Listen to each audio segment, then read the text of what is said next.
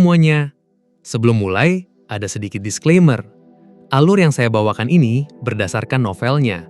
Kalau ada perbedaan dengan versi Donghua, jangan salahin saya ya. Salahin aja studionya. Tenang, biasanya perbedaannya cuma sedikit kok. Paling cuma dipersingkat. Malahan di versi novel biasanya lebih jelas dibanding Donghua-nya. Jadi, santai aja. Siapin cemilan kalian, dan mari kita nikmati serta dengarkan versi novel ini bersama-sama. Selanjutnya, Bab 941, Terkenal di Alam Semesta. Pemimpin kota kekacauan primal tersenyum dan berkata, "Kalau begitu, aku akan menunggu dan melihat." Sungai Seribu Harta adalah salah satu harta tak ternilai tingkat teratas. Bahkan sebagian besar penguasa alam semesta pun tak bisa memilikinya. Sang pemimpin hanya mengatakan itu untuk menyemangati Luo Feng, bukan benar-benar berharap ia mendapat harta setingkat itu. "Guru mungkin tidak tahu, tapi aku sudah punya 2 harta tak ternilai," pikir Luo Feng. Salah satunya adalah baju perisai kekuatan, setara dengan Sungai Seribu Harta, dan Menara Bintang, salah satu harta tak ternilai terkuat di seluruh alam semesta. Pemimpin kota kekacauan primal mengecil dari sosok raksasa sebesar planet menjadi seukuran Luo Feng. "Luo Feng, ada hal yang ingin kutanyakan padamu, tapi keputusan tetap ada padamu." "Silakan guru," jawab Luo Feng. Di tepi sungai dan istana mereka mulai berbincang. "Kaisar Truyan juga gurumu, dan karena itu aku harus memberitahumu sesuatu tentang dia," ucap sang pemimpin dengan tenang. "Sebenarnya, Kaisar Truyan juga berlatih di jalur Dewa Binatang." "Apa?" Luo Feng terkejut. "Hanya sedikit yang berada di jalur itu, dan semuanya merahasiakannya. Jenius generasimu, seperti kau dan Kaisar Tujuh Bilah, semuanya mengikuti jalur Dewa Binatang. Namun, karena Dewa Binatang adalah milik sekolah Dewa Leluhur, keberadaannya merupakan rahasia tingkat tinggi alam semesta. Maka siapapun yang berlatih jalur ini akan menyimpannya rapat-rapat. Begitu juga denganmu." Luo Feng mengangguk. Memang hanya sedikit yang tahu ia mengikuti jalur itu. "Aku memberitahumu karena gurumu, Kaisar Truyan, mengikuti cabang tanah dan ruang." "Tanah dan ruang?" Luo Feng kaget. Token warisan Dewa Binatang yang baru saja ia peroleh adalah cabang tanah dan ruang. "Kau pintar, pasti kau sudah bisa menebak maksudku." Sang pemimpin menatap Sungai Seribu Harta yang tak berujung. "Kaisar Tujuh Bilah dulu mendapatkan token dari ras kita. Dengan potensimu, kau juga akan mendapatkannya ketika resmi jadi abadi. Sebaliknya, Kaisar Truyanmu tidak sekeren kau. Ia hanya menjadi kaisar tak terkalahkan karena berlatih sangat lama dan dibimbing makhluk kuat lain dari ras kita. Mustahil baginya memperoleh token dari ras ini. Ia pernah mengajukan permintaan, tapi ras tidak pernah menyetujuinya. Jadi, satu-satunya cara adalah ia menemukan token sendiri. Namun token itu adalah sumber daya paling langka di alam semesta dan hanya bisa ditemukan dengan keberuntungan. Seorang tuan sektor bisa kebetulan mendapatkannya, tapi kesatria alam semesta pun bisa gagal menemukannya meski menyisir seluruh jagat." Pemimpin kota kekacauan primal menatap Luo Feng. "Sumber daya dalam ras kita adalah milik seluruh manusia. Meski jumlah harta tak terhitung, tetap harus diberikan pada yang paling berbakat dan diputuskan para senior. Tapi sekarang ada cara untuk menolong gurumu. Aku yakin kau sudah paham maksudku." Lanjutnya, "Kau bisa memberikan token itu langsung pada gurumu. Ia sedang menuju tanah warisan sekarang. Ini kesempatan besar baginya untuk jadi kesatria alam semesta. Mungkin ia gagal karena bakatnya jauh di bawahmu atau Kaisar Tujuh Bilah. Kalian berdua hampir setara dengannya meski baru berlatih sebentar." "Aku bersedia memberikannya pada guruku," jawab Luo Feng tanpa ragu. Ia memang harus membalas budi Kaisar Truyan. "Aku akan mendapat token juga saat jadi abadi," pikir Luo Feng. "Begitu tubuh ketigaku terbentuk, aku akan melangkah jadi abadi. Tapi guruku sudah menunggu begitu lama. Sedikit penundaan bagiku, ditukar dengan kesempatan besar untuk guruku, itu sangat layak." "Kau sudah bulat tekad? Tak menyesal?" Pemimpin kota kekacauan primal menatap Luo Feng. "Tidak, aku tidak akan menyesal," jawab Luo Feng mantap. "Bagus." Pemimpin itu mengangguk. "Sekarang berikan token itu pada gurumu. Namun kau tidak harus menunggu jadi abadi untuk pergi ke tanah warisan. Aku akan mengajukan permohonan untukmu. Biasanya token hanya diberikan setelah masuk level abadi. Tapi aku yakin, Guru Serigala Langit akan membuat kabar tentang Kaisar Sungai Bila menjadi umum." "Guru Serigala Langit?" Luo Feng bingung. "Ya," kata sang pemimpin. "Kaisar Sungai Bila adalah seorang tuan sektor.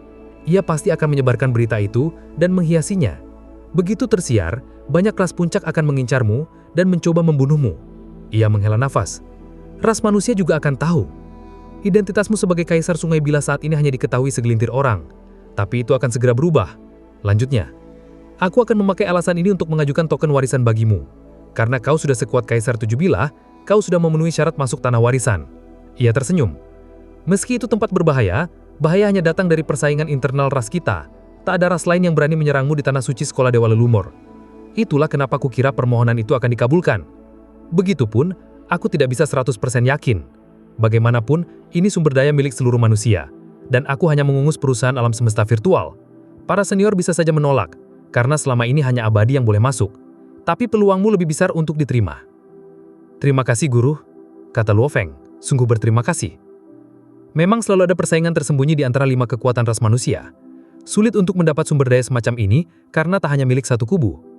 Semakin kuat dan terkenal kau, semakin mudah bagiku mengajukan sumber daya untukmu, kata sang pemimpin sambil menyenyum. Ia puas melihat Luo Feng.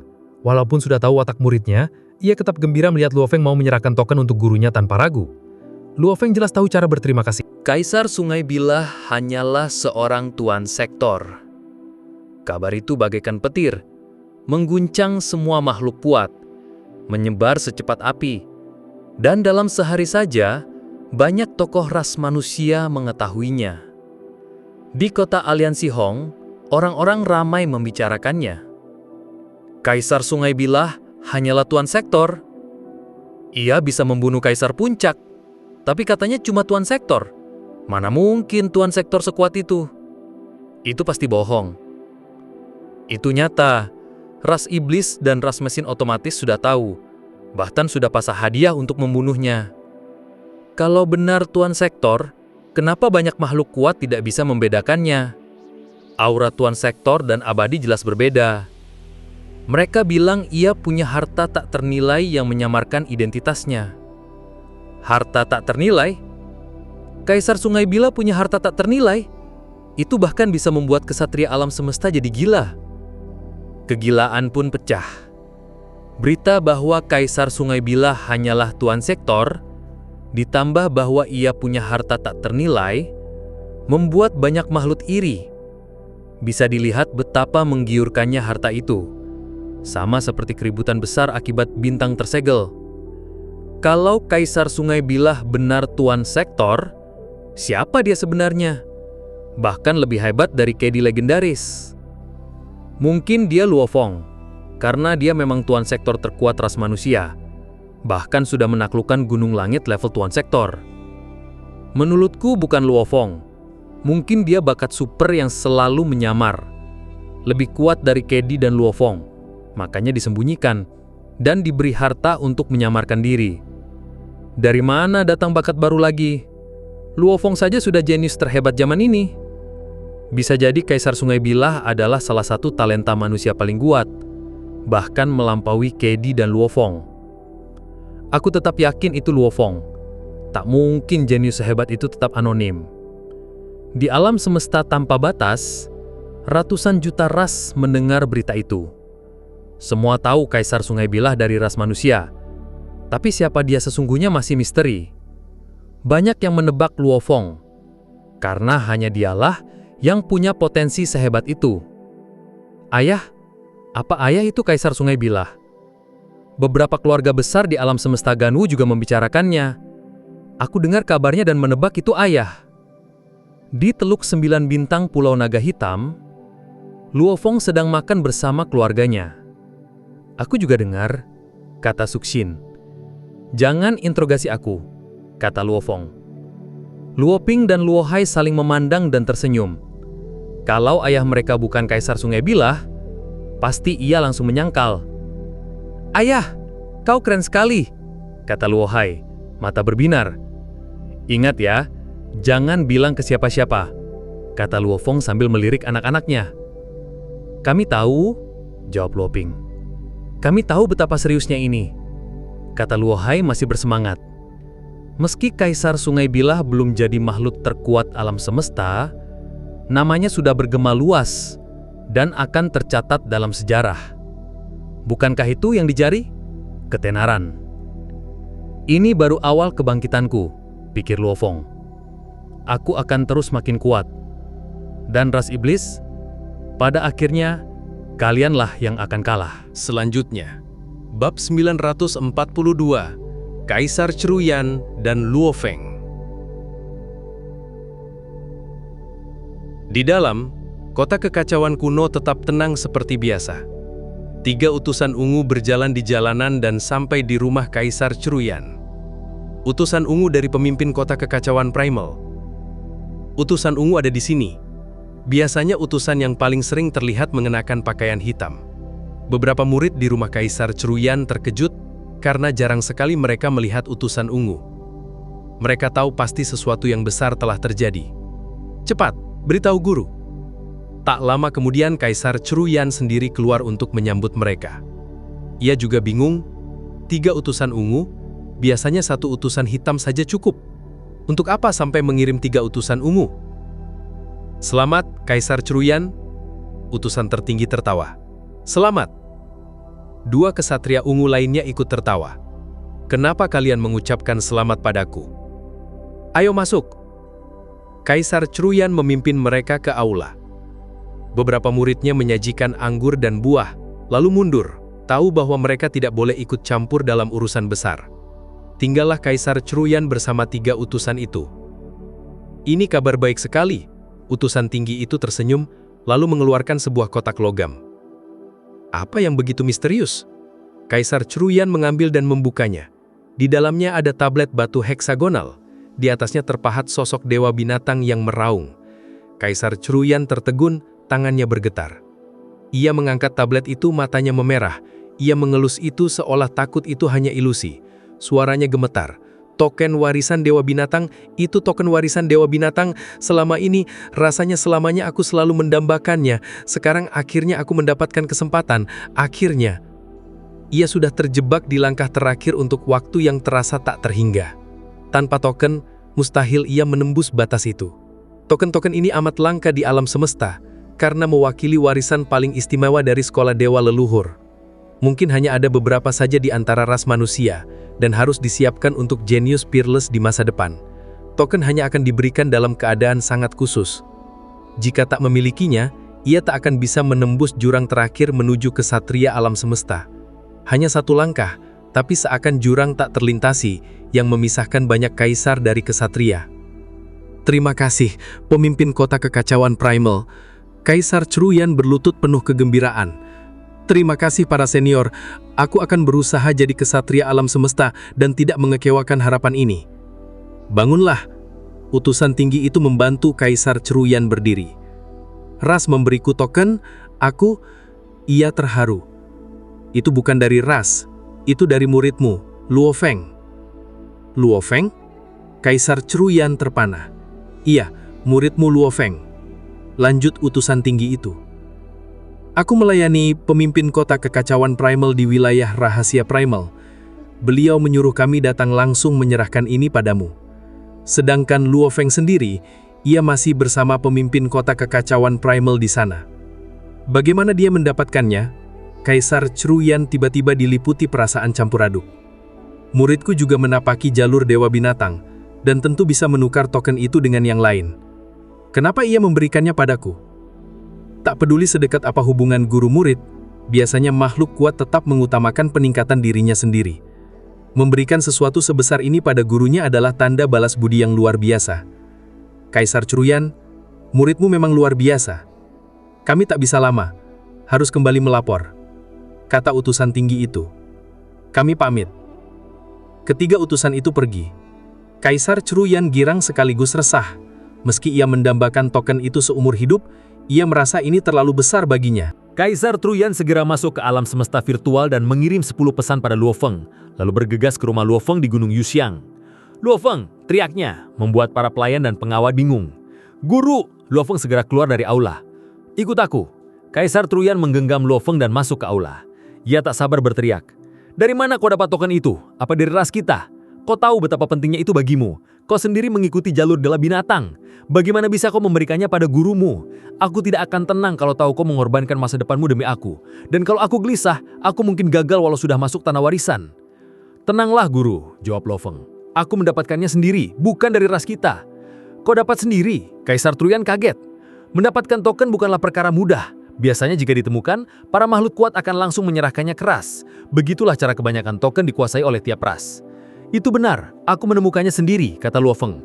Pikirkan ini, aku menyerahkan token itu padamu lewat pemimpin kota kekacauan primal. Kalau itu dari ras, beliau tidak akan membiarkan aku memberikannya begitu saja. Itu masuk akal, Kaisar Truyan mengangguk. Pemimpin kota kekacauan primal tak akan membiarkanmu sembrono. Gunakanlah sekarang guru, bagi saya tidak sulit mendapatkan token dari ras. Kau pasti dihargai ras kita dengan potensimu. Kau lebih dari layak mendapatkan token. Bahkan Kaisar Tujuh Bilah yang bakatnya lebih rendah darimu bisa mendapatkannya. Kaisar Truyan mengangguk, lalu mengerutkan kening. Tapi kau harus menjadi abadi dulu untuk mendapatkan token, dan itu butuh waktu lama. Jangan khawatir guru, Luo Feng tersenyum. Apa guru lupa bahwa aku ini Kaisar Sungai Bilah? Aku sudah cukup kuat untuk mendapatkannya, dan pemimpin kota kekacauan primal akan mengajukan permohonan untukku. Beliau yakin itu akan berhasil, dengan kehadirannya dan talentaku. Kaisar Truyan menghela nafas. Beliau adalah penguasa alam semesta virtual. Baiklah, pasti berhasil. Luo Feng, aku sangat berutang padamu. Itu hal kecil, Luo Feng tersenyum lebar. Di dalam wilayah rahasia primal, Sungai Seribu Harta mengelilingi bintang-bintang. Luo Feng duduk di atas salah satu istana, menatap sungai dari jauh. Ia teringat kata-kata gurunya. Luo Feng, ini hari penentu apakah kau bisa mendapat token atau tidak. Kalau gagal, kau harus menunggu jadi abadi. Semoga berhasil. Aku pasti berhasil, kata Luo Feng sambil duduk bersila di atap istana. Tanah warisan, tanah suci sekolah dewa leluhur. Betapa mendebarkan. Waktu berlalu, Luo Feng makin gelisah. Tapi ia tahu para senior dari 5 kekuatan ras manusia sedang berunding. Apakah mereka akan memberi pengecualian? Apakah ia berhasil? Setelah lama, terdengar suara damai. Luo Feng. Luo Feng menoleh dan melihat pemimpin kota kekacauan primal memegang tongkat batu. Jantung Luo Feng berdegup kencang. Pertemuan sudah berakhir. Keputusan sudah dibuat. Luo Feng berdiri dan memberi hormat. Guru.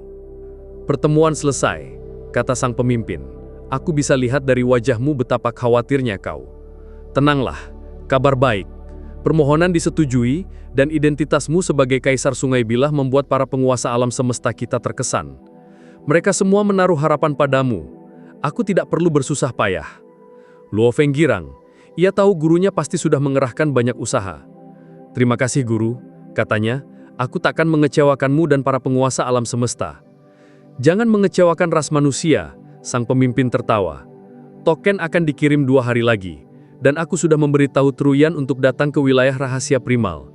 Kalian akan masuk tanah warisan bersama. Baik guru, Luo Feng penuh semangat. Ras manusia bergerak cepat, dan token tiba hanya dalam sehari. Token warisan Dewa Binatang. Luo Feng meneliti tablet logam heksagonal di tangannya. Terpahat di atasnya seekor kadal bertanduk satu. Dewa Binatang Dunia Sungai Darah. Namun ukirannya tak sejelas token yang ia dapat sebelumnya, dan tidak memuat hukum apapun. Logam ini luar biasa, belum pernah kudengar sebelumnya. Luo Feng mengelus tablet itu dan menembusnya dengan kekuatan spiritual. Informasi langsung menyambar pikirannya. Isinya sama persis dengan token yang ia dapat sebelumnya, bahkan koordinatnya pun identik. Selanjutnya, bab 943, Tanah Warisan. Kaisar Truyan langsung berangkat dari kota kekacauan primal begitu Luo Feng memberitahunya kabar itu, dan pada hari yang sama, ia tiba di wilayah rahasia primal. Di pusat transportasi wilayah rahasia primal, Luo Feng mengenakan zirah hitam, sementara Kaisar Truyan mengenakan emas. Mereka turun dari pesawat luar angkasa dan menginjakkan kaki di hamparan tak terbatas wilayah rahasia primal. Di sini, banyak saluran transportasi kerajaan dewa dibangun agar para makhluk tak perlu khawatir terdeteksi. Guru, kita masih jauh dari tanah warisan, kata Luo Feng. Apakah kau punya koordinat lokasi terdekat? Yang paling dekat sekitar 1 miliar tahun cahaya, jawab Kaisar Truyan. Sejauh itu, Luo Feng terkejut. Jarak sejauh 1 miliar tahun cahaya akan memakan waktu setahun penuh. Salah satu pelayanku punya koordinat, mungkin bisa mempersingkat waktu perjalanan setengah tahun. Luo Feng melambaikan tangan, muncullah makhluk barbarian bersisik, wajahnya ditutupi membran ungu. Kehadirannya segera menarik perhatian banyak pejuang kuat di sekitar. Bisik-bisik terdengar, "Itu Kaisar Truyan. Bagaimana mungkin ia meninggalkan kota kekacauan primal? Ia benar-benar keluar. Lalu siapa yang bersamanya? Lelaki berzirah hitam itu. Apakah itu Kaisar Sungai Bilah?" Semua bilang Kaisar Sungai Bilah adalah Luo Feng. Dan kita tahu, Luo Feng murid Kaisar Truyan. Lelaki berzirah hitam di sisinya, rasakan auranya. Itu bisa saja Kaisar Sungai Bilah yang menyembunyikan sayapnya. Mereka bicara keras-keras, dengan sengaja, ingin melihat reaksi Luo Feng. Luo Feng dan Kaisar Truyan saling berpandangan. "Mereka cukup tajam," kata Kaisar Truyan melalui telepati. "Reputasimu memang mendahuluimu." "Tak heran kalau mereka menebaknya," balas Luo Feng. "Lainnya juga sudah. Dan desas-desus bilang harta tak ternilaiku adalah sayap perak. Lagi pula, jumlah makhluk kuat di ras manusia terbatas, dan semua saling mengenal. Jadi wajar kalau muncul orang bumi tak dikenal yang tiba-tiba bersamamu jadi bahan curiga. Kau dalam masalah besar," bercanda Kaisar Truyan. Luo Feng hanya mengangkat bahu. Jadi terkenal tidak selalu buruk." Lalu ia berkata lantang pada pelayannya, "Lakukan transportasi kerajaan dewa." "Ya, Tuan," jawab pelayan berbarian itu. Segera, cahaya biru laut melingkupi Luo Feng dan Kaisar Truyan. Dalam sekejap, mereka melihat dunia tak terbatas di ujung cahaya itu. Kerajaan dewa ras barbarian. Luo Feng, Kaisar Truyan, dan sang pelayan lenyap. Mereka segera tiba di tempat sunyi jauh dari wilayah manusia, sebuah bintang di pelosok alam semesta. "Menyamarkan kapal sebagai bintang," ujar Kaisar Truyan. "Pelayanmu cukup unik. Bintang di alam semesta tak terhitung jumlahnya," sahut Luo Feng. "Penyamaran sempurna." Guru dan murid itu terbang ke permukaan menyilaukan objek mirip bintang tersebut. "Seberapa cepat kapalmu?" tanya Kaisar Truyan. "Di alam semesta gelap 72 kali kecepatan cahaya," jawab Luo Feng sambil menghela napas. "Aku pernah punya kapal yang 10% lebih cepat, tapi diambil seorang kesatria alam semesta." "Ah, kesatria hijau," Kaisar Truyan mengangguk. "Betapa nekatnya kau melawannya." Mereka sempat berbincang panjang di wilayah rahasia primal, dan tentu saja Kaisar Truyan sudah menanyai Luo Feng tentang bagaimana ia memperoleh token. Luo Feng menceritakan secara garis besar tanpa membuka rahasia penting, termasuk soal hubungannya dengan kesatria biru. "Aku punya kapal yang bisa 90 kali kecepatan cahaya," kata Kaisar Truyan sambil tersenyum melihat wajah kaget Luo Feng.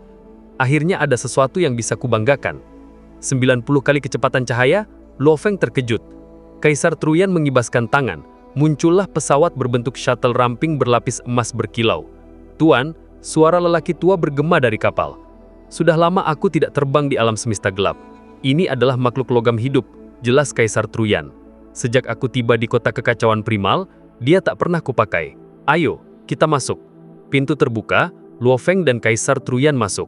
Begitu mereka naik, kapal melesat masuk ke alam semesta gelap, langsung menembus kecepatan cahaya. Laju terus meningkat. 89 kali, 90 kali, 91 kali. Ah, tak bisa lebih cepat. Suara makhluk logam hidup itu riang. Tiba-tiba, di panel kontrol, muncul gambar gadis muda imut. Suaranya berubah menjadi nada ceria. "Tuan akhirnya berpetualang lagi. Aku kesepian sekali." Luo Feng yang sedang menyesap anggur, langsung menyemburkannya. "Dari mana dia datang?" Kaisar Truyan melotot ke panel. "Hei, bukannya kau dulu suara lelaki tua?" "Sudah ratusan juta tahun," sahut makhluk logam hidup itu manja. "Apa anehnya kalau aku berubah?" Luo Feng tertawa terbahak-bahak. "Guru, akui saja, siapa sih yang tidak berubah setelah ratusan juta tahun?" Kaisar Truyan hanya mengelengkan kepala pasrah. Perjalanan antar bintang membosankan. Pemandangan luar kapal tak berubah dan kehidupan di dalamnya pun monoton. Setelah saling berbincang dan minum, Luo Feng dan gurunya akhirnya kembali ke kabin masing-masing untuk berlatih. Dengan kecepatan 90 kali cahaya, butuh 4 bulan untuk sampai ke tanah warisan. Di dalam kabin, tubuh klan Mosha hadir, sementara tubuh asli bumi Luo Feng masuk ke dunia internal untuk melatih kitab 9 malapetaka. Di padang rumput luas dunia internal, Luo Feng menatap binatang bertanduk emas dari kejauhan. "Ini logam ketiga dari kitab 9 malapetaka," ujarnya penuh sukacita. "Jumlahnya luar biasa. 2 logam pertama hanya memberinya malapetaka pertama, kedua, dan kelima. Ia masih kekurangan sisanya, namun logam ketiga memberinya malapetaka ketiga dan keempat. Kini Luo Feng bisa berlatih 3 malapetaka berturut-turut. Malapetaka pertama membuat gennya 3 kali lebih kuat, kedua 6 kali, ketiga 12 kali, keempat 24 kali. Ia menatap binatang bertanduk emas. Selama 2000 tahun di neraka es, binatang itu sudah menyelesaikan tujuannya. Tapi kini Luo Feng sadar ada masalah. Gen binatang bertanduk emas sudah 10 kali lebih kuat dari manusia. Setelah menuntaskan 5 malapetaka pertama, ia kini 480 kali lebih kuat dari manusia biasa. 480 kali, mustahil dipercaya, gumam Luo Feng. Itu berarti ketika aku jadi kesatria abadi, aku akan 100.000 kali lebih kuat dari Tuan Sektor. Sementara binatang itu bisa 48 juta kali lebih kuat. Banyak makhluk kehidupan khusus pun tidak sekuat itu. Makhluk khusus umumnya punya gen 100 kali manusia. Yang terlemah 10 kali, yang terkuat bisa 500, 1000 bahkan ribuan kali. Semakin tinggi semakin langka. Ada beberapa macam dokus, tapi dewa binatang dan tamu duduk gunung hanyalah satu-satunya.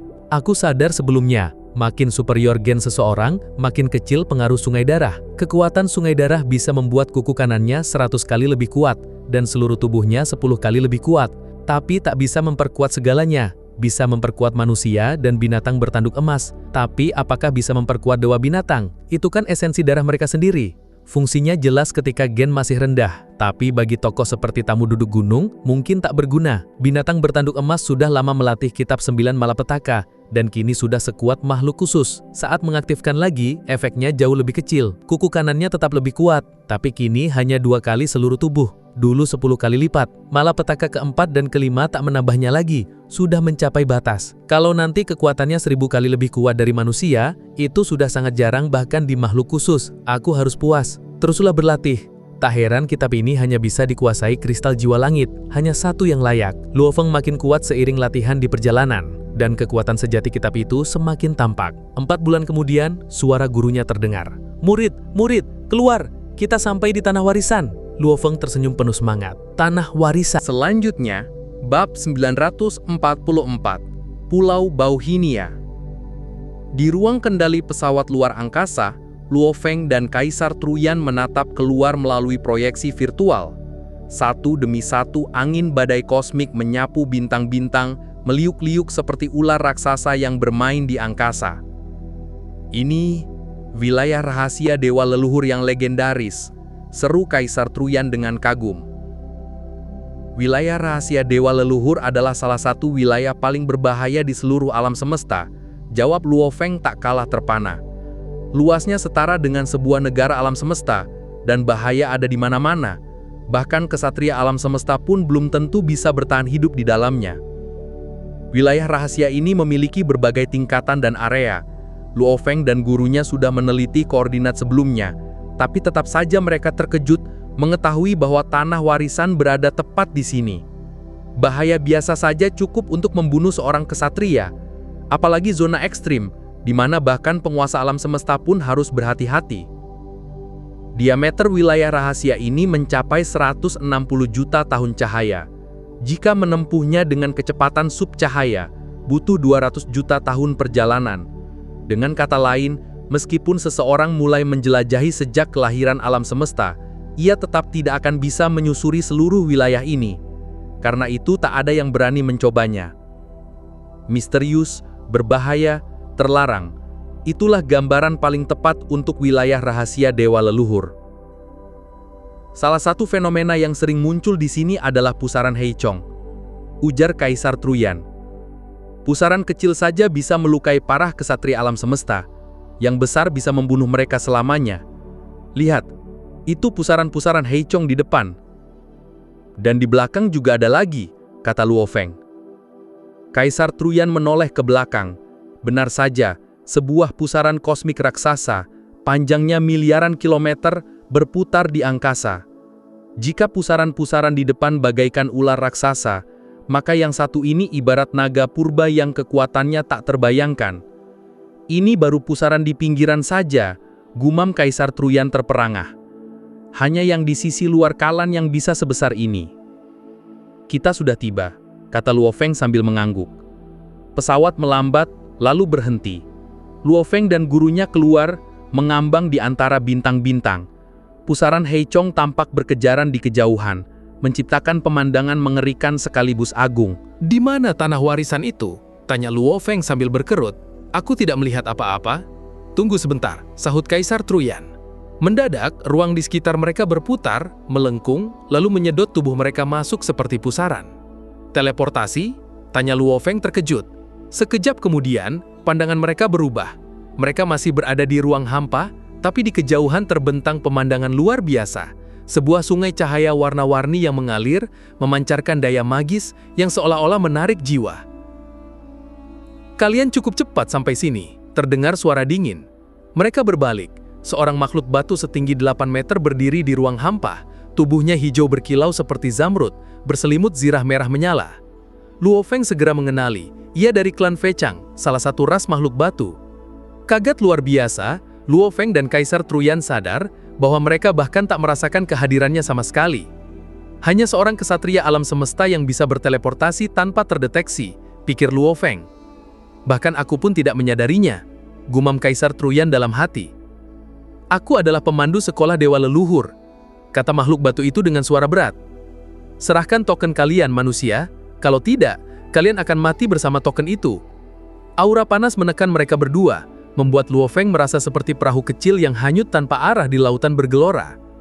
Apakah dia seorang jenderal? Tanya Luo Feng lewat telepati.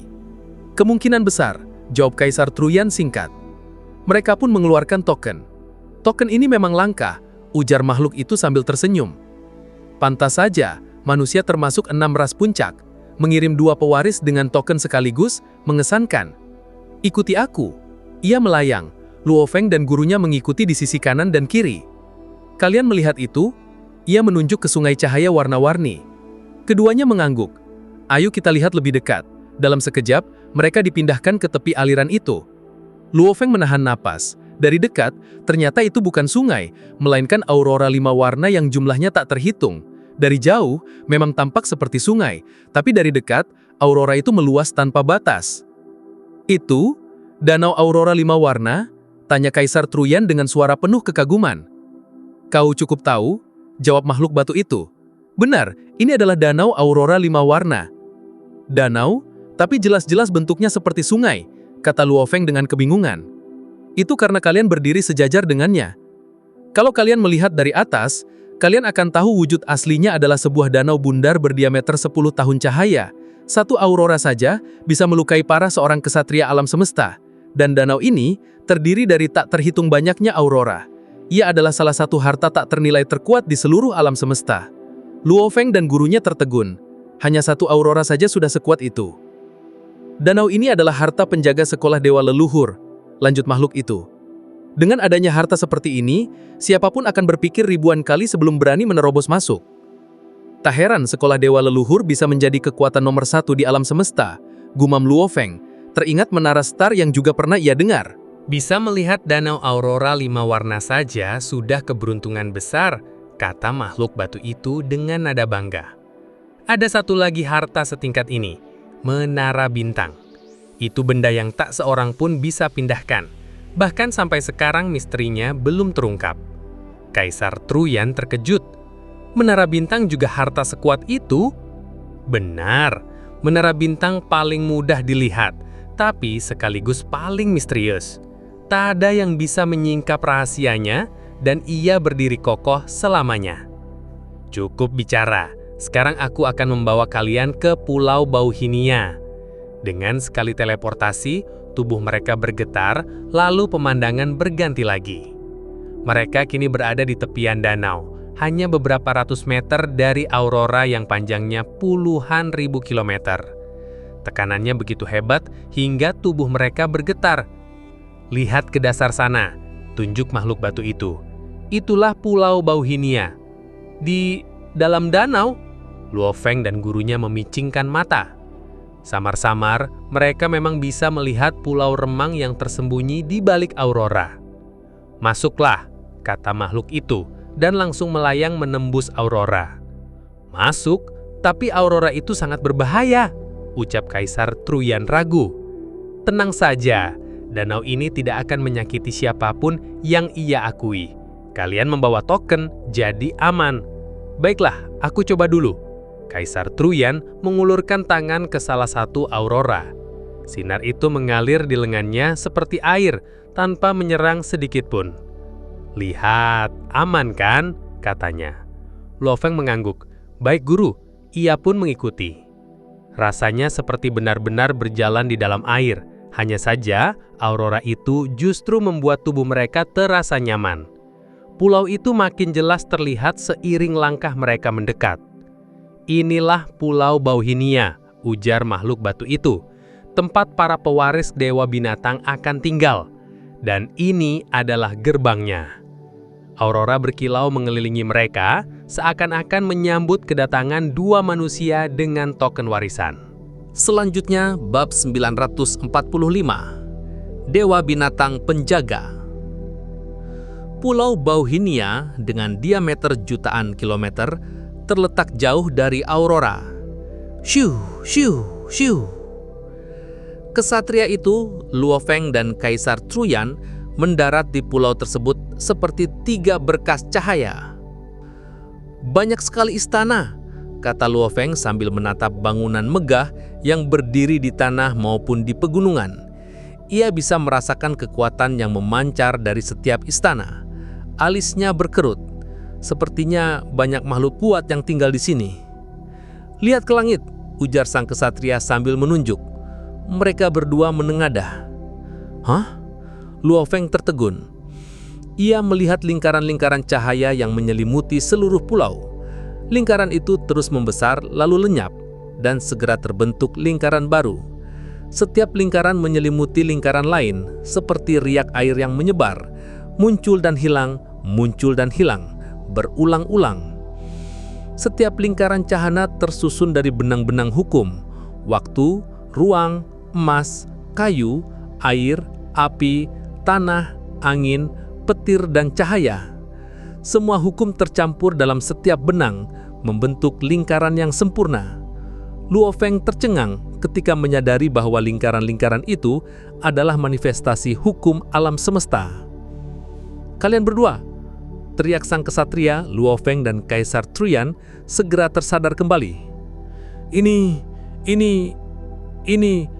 Kaisar Truyan terdiam, tak bisa berkata-kata. "Sungguh luar biasa. Inilah wilayah hukum di bagian tepi," jelas sang kesatria dengan penuh semangat.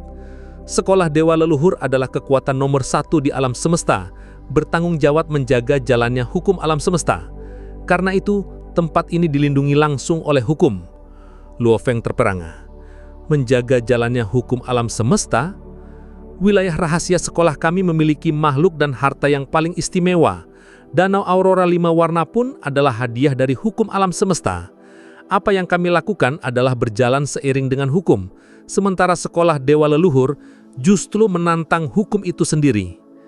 "Begitu dominan," gumam Luo Feng pelan. "Kau tidak percaya?" tanya sang kesatria. "Kau akan paham setelah tinggal di sini ratusan juta tahun." Ia menatap Luo Feng dan Kaisar Truyan sekilas. "Ratusan juta tahun?" Luo Feng terkejut.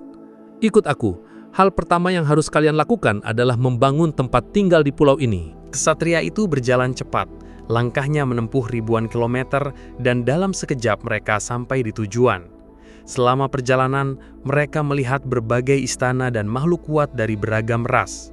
Ada miliaran ras berbeda dengan bentuk dan ciri yang aneh. Luo Feng bahkan mengenali beberapa makhluk khusus. "Berapa banyak penghuni pulau ini?" tanya Luo Feng. "Selain pemilik pulau, semua yang ada di sini adalah pewaris," jawab sang kesatria. "Tugasku hanya membimbing kalian ke sini, lalu aku akan pergi. Jumlah pewaris sangat banyak, hitung saja sendiri. Sejak lahirnya alam semesta, pewaris manusia hanya berjumlah beberapa ratus. Tapi kalau dihitung seluruh alam semesta ini adil. Token diwariskan kemana saja. Ada ratusan juta ras, dan kalau dijumlahkan, ada puluhan miliar pewaris." "Puluhan miliar pewaris?" Luo Feng terbelalak. "Banyak itu?" Kaisar Truyan nyaris tak percaya. "Alam semesta ini sangat luas, dan manusia hanyalah salah satu ras kecil," kata kesatria itu. "Hanya para dewa leluhur yang tahu jumlah pastinya. Namun, yang tinggal di pulau ini hanya ada 100 juta. 100 juta? Merenung Luo Feng. "Lalu, yang lain?" Jika seorang pewaris mati, penguasa alam semesta hanya akan memutar balik waktu untuk menyelamatkan si pewaris, bukan tokennya. Terlalu mahal biayanya untuk mengembalikan token, bahkan penguasa alam semesta pun enggan menanggungnya. Begitu kalian masuk ke sini, hidup kalian dan token sudah terikat. Jika kalian mati, token akan hancur dan tak bisa dipakai lagi. Banyak pewaris hebat telah gugur. Itulah sebabnya sekarang hanya tersisa 100 juta pewaris, kata kesatria itu. Mereka tiba di tepi sungai. Kesatria itu berkata, "Kalian berdua akan membangun istana di sini. Ingat, ukuran istana tidak boleh lebih dari 1 kilometer persegi. Bahkan ras iblis raksasa dan binatang langit yang tubuhnya besar harus mengecilkan diri agar sesuai. Tidak ada pengecualian." Luo Feng dan Kaisar Curuyan mengangguk. Mereka memang tidak melihat ada istana yang melebihi ukuran tersebut. Selain itu, kalian bisa meninggalkan benda pengenal di dalam istana agar bisa melakukan teleportasi negara dewa langsung ke sini. Kalian akan sering mengunjungi pulau ini, kecuali mati. Kalau kalian punya budak jiwa, jangan sekali-kali membawanya keluar. Mereka akan dihancurkan oleh danau. Simpan saja di dalam istana, karena itulah wilayah kalian. Jangan pernah dibawa keluar. Tentu saja, pengecualian berlaku untuk makhluk botani atau makhluk logam. "Kami mengerti," jawab Luo Feng dan Kaisar Curuyan dengan sungguh-sungguh. "Ikut aku," ujar kesatria, masih terus memberi penjelasan. Tak lama kemudian, mereka tiba di gunung tertinggi, tempat berdiri sebuah istana raksasa seluas 1000 km persegi. Berbeda dengan kalian para pewaris, pemilik pulau tidak dibatasi, kata kesatria itu sambil menunjuk istana megah tersebut. Itulah istana pemilik pulau. Mari kita ke sana. Mereka menaiki gunung. Lihat ke atas, kata kesatria itu. Mereka pun menatap langit. Apa itu? Gumam Luo Feng, matanya terbelalak. Di dalam retakan danau, ia melihat sebuah istana agung nan luas. Istana utama itu bercahaya, dikelilingi 8 istana kecil. Itulah inti dari sekolah ini, jelas kesatria dengan penuh rasa kagum. Yang terbesar itu adalah istana dewa leluhur, tempat tinggal para dewa leluhur. Meskipun jumlah mereka 3, hanya 1 yang duduk di sana. 8 istana di sekelilingnya adalah istana dewa binatang, tempat para dewa binatang. Dan di sekeliling tiap istana dewa binatang, ada belasan istana lain yang disebut istana dewa binatang penjaga. Di luar istana-istana dewa binatang itu, ada 72 wilayah. Kita hanya bisa melihat 63 di antaranya. Itulah tempat tinggal 72 jenderal. Masing-masing wilayah seluas pulau Bahuinia. Di tepian luar ada 3000 bintang dunia, tempat tinggal para nabi. Semua inilah inti sekolah dewa leluhur. Lanjutnya, ia menghela napas. Selain inti itu, masih ada banyak pulau lain di Danau Aurora 5 warna, tempat anggota-anggota tambahan sekolah ini tinggal. Anggota tambahan? Luo Feng dan Kaisar Curuyan terkejut.